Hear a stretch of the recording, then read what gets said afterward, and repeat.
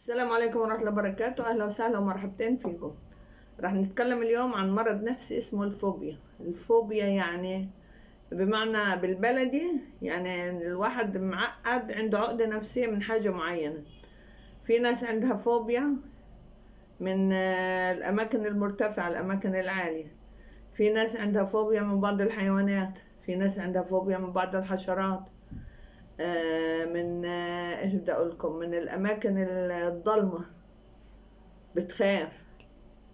يعني في ناس تحسها لو اتقطعت الكهرباء تتخنق، تبقى مش قادرة تاخد نفس، كأنها بتتنفس من النور.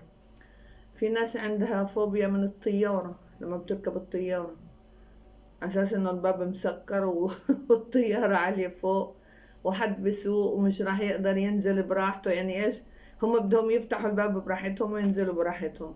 في ناس عندها فوبيا من الأتوبيس، الأتوبيسات السياحية بمعنى أصح، لأنها بتبقى مسكرة ما فيش منفس، مع إنه في هواء وفي أكسجين وفي كل حاجة، بس بيبقوا عندهم فوبيا من الحاجة هذه. في ناس عندها فوبيا من الاستحمام. في ناس عندها فوبيا من الاختلاط من الناس، يعني بقعدوا هيك مع حالهم قاعدين في بيتهم، ولا بيحبوا يحتكوا بقريب ولا بغريب.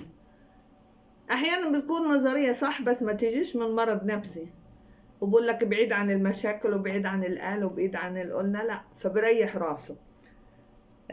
طبعا ايش بدي اقول لكم عن الاماكن المرتفعه قلناها.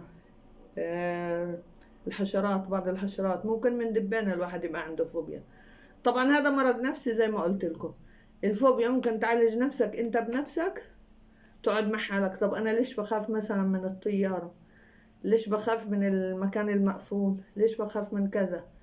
تحاول تأقلم نفسك واحدة واحدة.